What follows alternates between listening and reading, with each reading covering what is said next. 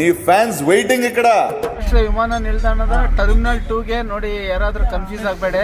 ದೇವನಹಳ್ಳಿ ಅಂತಾರಾಷ್ಟ್ರೀಯ ವಿಮಾನ ನಿಲ್ದಾಣದಲ್ಲಿ ನಾವು ಈಗಾಗಲೇ ಬಂದು ಇದರ ಒಂದು ವ್ಯೂ ಅನ್ನು ನೋಡಿದಾಗ ಈ ರೀತಿ ಇರುತ್ತೆ. ಕಲ್ಕಿ ಸಿನಿಮಾದಲ್ಲಿ ನೀವು ಒಂದು ಕಾಂಪ್ಲೆಕ್ಸ್ ನೋಡ್ತಿರಲ್ಲ, ಹೇಳ್ರಪ್ಪ ಹೇಳ್ರು. ಸೇಮ್ ಫೀಲ್ ಇದೆ, ಸೇಮ್ ಫೀಲ್. ಕಾಂಪ್ಲೆಕ್ಸ್ಗೆ ಹೋಗ್ಬೇಕಂತ ಹೇಳಿದ್ರೆ ನಾವು ಅಂತಾರಾಷ್ಟ್ರೀಯ ವಿಮಾನ ನಿಲ್ದಾಣದಲ್ಲಿ ಪಾಸ್ಪೋರ್ಟ್ ಹೊಂದಿದ್ರೆ ಸಾಕು. ಜಸ್ಟ್ ಈ ಒಂದು ಕಾಂಪ್ಲೆಕ್ಸ್ ಕಲ್ಕಿ ಸಿನಿಮಾದಲ್ಲಿ ನೀವು ನೋಡಿರ್ತೀರಿ, ಪ್ರಭಾಸು ಒಂದು ಹ್ಯಾಸ್ಕಿನ್ ಕ್ರಿಯೇಟ್ ಮಾಡಿ ಪಾಸ್ಪೋರ್ಟನ್ನು ವೆರಿಫಿಕೇಷನ್ ಮಾಡ್ಕೊಂಡು ಮುಂದೆ ಟರ್ಮಿನಲ್ 2 ಅಲ್ಲಿ ಒಳಗಡೆ ಹೋಗ್ತಾ ಇದ್ದಾರೆ. ಏರ್ಪೋರ್ಟ್ ಒಳಗಡೆ ಟರ್ಮಿನಲ್ಗೆ ನೋಡ್ದಿರೋ ಅಂಥವ್ರು ಟರ್ಮಿನಲ್ ಅಂತಾರಾಷ್ಟ್ರೀಯ ವಿಮಾನ ನಿಲ್ದಾಣದಲ್ಲಿ ನಾವಿದ್ದೀವಿ. ಬಹಳ ಅದ್ಭುತವಾದ ಒಂದು ಏರ್ಪೋರ್ಟ್ ಆಗಿದೆ ಇದು. ಮುಂದೆ ನಿಮ್ಗೆ ಇನ್ನೂ ಚೆನ್ನಾಗಿರೋದು ತೋರಿಸ್ತೀವಿ, ಇನ್ನು ಸ್ವರ್ಗ ಅಂತ ಪ್ಲೇಸಸ್ಗಳು ತೋರಿಸ್ತೀವಿ. ಫಾಲೋ ಮಾಡ್ತಾ ಇರಿ ನಮ್ಮ ಕನ್ನಡ ಮೈತ್ರಿ ನ್ಯೂಸ್ ಚಾನಲ್ನ.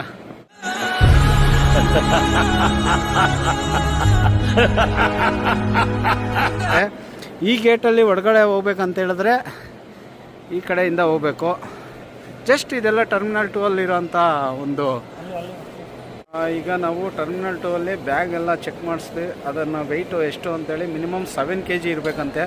ಅದರಿಂದ ಈ ಪ್ಲೇಸಲ್ಲಿ ನಮ್ಮ ಸ್ನೇಹಿತರು ಬಂದಿದ್ದಾರೆ, ನಾವು ಬಂದಿರ್ತೀವಿ. ಇದು ವೆಯ್ಟ್ ಚೆಕ್ಕಿಂಗ್ಗೆ ಕೌಂಟ್ರ್ ಆಗಿರುತ್ತೆ. ನಾವು ತೆಗೆದುಕೊಂಡು ಬಂದಿರೋದು ಬ್ಯಾಗು, ಲಗೇಜು ಎಷ್ಟು ವೆಯ್ಟ್ ಇರಬೇಕು, ಏನಿರಬೇಕು ಅಂತೇಳಿ ಇಲ್ಲಿ ಚೆಕ್ಕಿಂಗ್ ಮಾಡ್ತಾರೆ.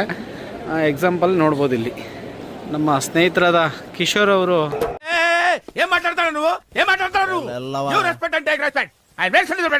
ಅಂಥದ್ದು ಏನೋ ದೊಡ್ಡ ಏನಾದರೂ ಹಾಕ್ಕೊಂಡು ಬಂದಿರ್ತಾರೆ ಅಂತೇಳಿ ಡೌಟ್ಗೆ ಇದನ್ನು ಕ್ಲಿಯರ್ ಮಾಡಿ ಕಳಿಸ್ತಾರೆ. ಇದು ಟರ್ಮಿನಲ್ 1 ನಾವು ಫ್ಲೈಟ್ಗೆ ಹೋಗೋವಾಗ ಈ ಒಂದು ವ್ಯೂ ಬರುತ್ತೆ. ಭಾಳ ಅದ್ಭುತವಾಗಿದೆ. ಒಂಚೂರು ನೀವು ನೇತ್ರ ಪರ್ಫ್ಯೂಮು, ಡ್ರಿಂಕ್ಸು, ಡ್ರಿಂಕ್ಸ್ ಅಲ್ಲ ಇದು, ಡ್ರಿಂಕ್ಸೇ. ಹೊಟ್ಟೆ ಎಷ್ಟು ಉರ್ಸ್ತಾವ್ರೋ ಆ ಭಗವತ್ನ ನೋಡಿದ್ರೆ ಸರು ನಾಷ್ಟ ಮಾಡಬೇಕು.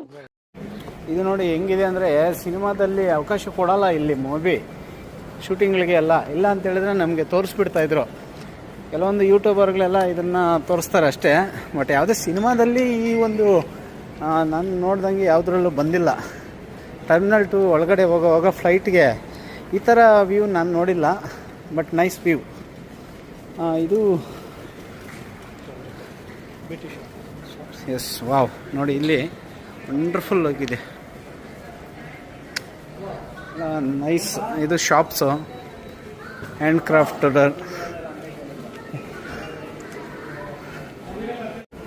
ಇದು ನಾವು ಬಸ್ಸಲ್ಲಿ ಹೋಗೋವಾಗ ಕ್ಯೂ ಇರುತ್ತಲ್ಲ, ಅದೇ ಥರನೇ ಇಲ್ಲಿ ಕ್ಯೂ ಇರುತ್ತೆ.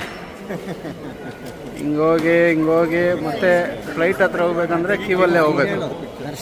ನೋಡಿ ಇದೆಲ್ಲ ಕ್ಯೂ ಆಗಿರುತ್ತೆ. ಯಾಕಂತ ಹೇಳಿದ್ರೆ ಫ್ಲೈಟ್ ಇನ್ನೇನು 10 ನಿಮಿಷ 20 ನಿಮಿಷ ಬರೋ ಅಷ್ಟರಲ್ಲಿ ಈ ಕ್ಯೂ ಮುಖಾಂತರನೇ ಹೋಗ್ಬೇಕು. ಜಸ್ಟ್ ನಿಮ್ಗೆ ಇನ್ಫಾರ್ಮೇಷನ್ಗೆ ಆಗ್ತಾ ಇದೀವಿ ಅಷ್ಟೇ. ಇವಾಗ ಡಿ ಗೇಟ್ ಅಂದರೆ D1 ಅಲ್ಲಿ ಬಂದು ನಾವು ವೇಟಿಂಗಲ್ಲಿ ಕೂತ್ಕೊಂಡು ನೆಕ್ಸ್ಟು ಈ ಒಂದು ಗೇಟ್ ಮುಖಾಂತರ ನಾವು ಟಿಕೆಟನ್ನು, ಬೋರ್ಡಿಂಗ್ ಪಾಸು ವಿತ್ ಪಾಸ್ಪೋರ್ಟ್ ತೋರಿಸಿ ಒಳಗಡೆಗೆ ಹೋಗಬೇಕು. ಪಾಸ್ಪೋರ್ಟು ಅಲ್ಲಿ ಬೋರ್ಡಿಂಗ್ ಪಾಸ್ ತಗೊಳ್ತಾ ಇದ್ದಾರೆ ನೋಡಿ. ಬೋರ್ಡಿಂಗ್ ಪಾಸ್ ಅವ್ರು ಕೊಟ್ಬಿಡ್ಬೇಕು. ನೋಡಿ ನಂದಿದು boarding pass. Thank you madam. ಓಡ್ರ ಇದು ಸರ್ಜಾ ಅಡ್ಡ ನೋಡಿ. ಆ್ಯಕ್ಚುಲಿ ನಾವು ಫ್ಲೈಟ್ಗೆ ಈಗ ಹತ್ತಾ ಇದ್ದೀವಿ. ಜಸ್ಟ್ ಇಲ್ಲಿಂದ ಫ್ಲೈಟ್ಗೆ ರೀಚ್ ಆಗ್ತಾ ಇದ್ದೀವಿ. ಥಾಯ್ಲ್ಯಾಂಡ್ ಫ್ಲೈಟ್ ಇದು. ಫಸ್ಟ್ ಟೈಮು ಬಲಗಾಲಿಕ್ಕೆ ಹೋಗ್ತಾ ಇದ್ದೀನಿ.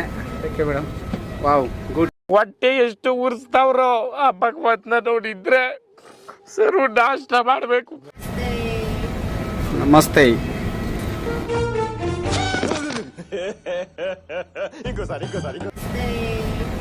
ನಮಸ್ತೆ.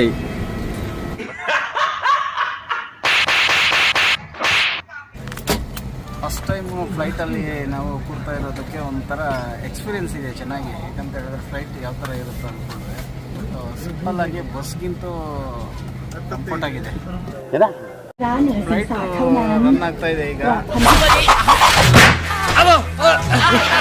ขอเรียนให้ท่านทราบว่าเที่ยวบินของสายการบินแอร์เอเชียเป็นเที่ยวบินปลอดบุหรี่และเราขออนุญาตให้ท่านทำการขอบคุณค่ะ ಕಂಫರ್ಟ್ ಆಗಿದೆ.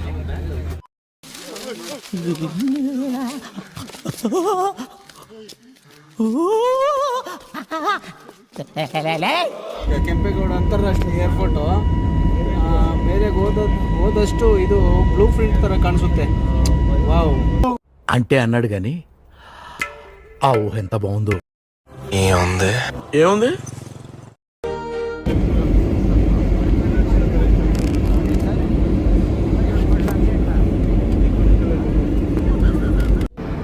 ಬೆಂಗಳೂರು ಅಂತಾರಾಷ್ಟ್ರೀಯ ಕೆಂಪೇಗೌಡ ನಿಲ್ದಾಣದಿಂದ ನಾವು ಬ್ಯಾಂಕಾಕ್ ಏರ್ಪೋರ್ಟ್ನಲ್ಲಿ ಲ್ಯಾಂಡ್ ಆಗುವಾಗ ನೋಡಿದ ಒಂದು ಚಿತ್ರವಿದು.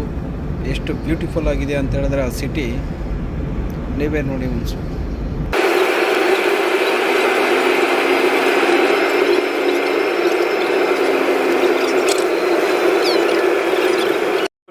ಹಾಕ್ತಾರೆ ಈ ವಿಡಿಯೋನಾಗ, ದಯವಿಟ್ಟು ನೀವೆಲ್ರೂ ಸಹಕರಿಸ್ರಿ. ಫೈನಲಿ ಬ್ಯಾಂಕಾಕ್ ಏರ್ಪೋರ್ಟಲ್ಲಿ ನಾವು ಲ್ಯಾಂಡ್ ಆದ್ವಿ.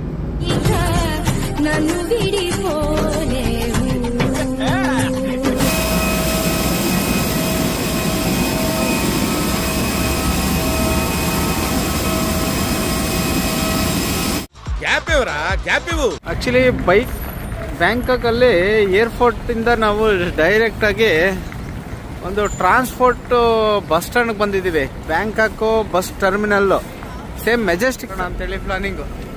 ನೋಡಿ ಇಲ್ಲಿ ಕಾಣಿಸ್ತಾ ಇದ್ದಾರಲ್ವಾ, ಅವರು ಪ್ರಿನ್ಸಸ್ ರಾಜ ಮತ್ತು ರಾಣಿ, ಈ ದೇಶದ ಯುವರಾಜ ಮತ್ತು ಯುವರಾಣಿ. ಇದು ಜಸ್ಟ್ ಒಂದು ಬಸ್ ಸ್ಟ್ಯಾಂಡೇ, ಇನ್ನೇನು ಸ್ಪೆಷಲ್ ಆಗಿ ಏನಿಲ್ಲ. ಮೆಜೆಸ್ಟಿಕ್ ಬಸ್ ಸ್ಟ್ಯಾಂಡ್ ಥರನೇ ಇದೆ, ಇದು ಡಿಫ್ರೆನ್ಸ್ ಏನಿಲ್ಲ. Excuse me, can you use the western bathroom? ನಮಗೆ ಪಟಾಯಕ್ಕೆ ಹೋಗೋದಕ್ಕೆ ಬಸ್ಸು ಬಹಳ ನಮಗೆ ಇದಾಗೋಯ್ತು. ಯಾಕಂತ ಹೇಳಿದ್ರೆ ನಮಗೆ ಥಾಯ್ಲ್ಯಾಂಡ್ ಲ್ಯಾಂಗ್ವೇಜ್ ಬರಲ್ಲ. ನಾವು ಅವ್ರಿಗೆ ಏನು ಕೇಳಿದ್ರು ನಮಗೆ ಉಲ್ಟಾನೇ ಹೇಳ್ತಾ ಇದ್ರು. ಸೂಪರ್ ಆಗಿದೆ. ಎರಡನೇ ಭಾಗ ವೇಟ್ ಮಾಡ್ಬೇಕು ನಾವು. ಲ್ಯಾಂಗ್ವೇಜ್ ಪ್ರಾಬ್ಲಮ್ ರೀ, ಏನು ಮಾಡೋಕ್ಕಾಗಲ್ಲ. ಗೂಗಲ್ ಇರೋದ್ರಿಂದ ಬಚಾವ್ ಆಗ್ತಾ ಇದ್ದೀವಿ.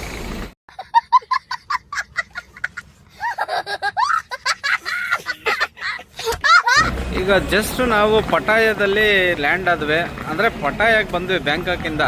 ಇಲ್ಲಿ ಗಾಡಿಗಳು ಟುಕ್ ಟುಕ್ ಗಾಡಿಗಳು ಅಂತೇಳಿ ಇದ್ದಾವೆ. ಇದರಲ್ಲಿ ಒಂದು ಥಾಯ್ಲ್ಯಾಂಡ್ದು 50 ಬಾಟು, 20 ಬಾಟು, 100 ಬಾಟು ಈ ಥರ ಚಾರ್ಜ್ ಮಾಡ್ತಾರೆ. ಅದಕ್ಕೆ ಇಲ್ಲಿ ನಮ್ಮವರು ಇದು ಮಾಡ್ತಾ ಇದ್ದಾರೆ, ಅಂದರೆ ಸಸ್ತಾಗಿ ಸಿಗುತ್ತೇನೋ ಅಂತ ಹೇಳ್ಬಿಟ್ಟು. ಏನಾಗಿದೆ ಅಂತ ಹೇಳಿದ್ರೆ, ನಾವು 30 ರೂಪಾಯಿ ಕೊಡ್ತೀವಿ ಅಂತ ಹೇಳ್ತಾ ಇದ್ದೀವಿ ತಾಯಿ ಬಾತಲ್ಲಿ, ಅವರು 50 ರೂಪಾಯಿ ಕೇಳ್ತಾ ಇದ್ದಾರೆ. ಅದಕ್ಕೆ ನಮ್ಮವರು ಸಸ್ತಾಗಿ ಕೇಳ್ತಾ ಇದ್ದಾರೆ. ಆದರೂ ಸಸ್ತಾಗಿ ಸಿಗಲಿಲ್ಲ, ಮತ್ತೆ ಮುಂದೆ ಹುಡ್ಕೊಂಡು ಹೋದ್ವಿ ನಾವು. ಕಷ್ಟಪಟ್ಟು ಮಾಡಿ 50 ಬಾತ್ ಉಳಿಸಿದೀವಿ. ಸೂಪರ್. ಯಾರು ಹೇಳ್ತಾ ಇಲ್ಲ ಸರ್, ನೋಡಿ ಹೆಂಗೆ. ನನ್ನ ಅವಶ್ಯಕತೆ ಯಾರಿಗಿದೆ? ನನ್ನ ಅವಶ್ಯಕತೆನೇ ಇಲ್ವಲ್ಲ.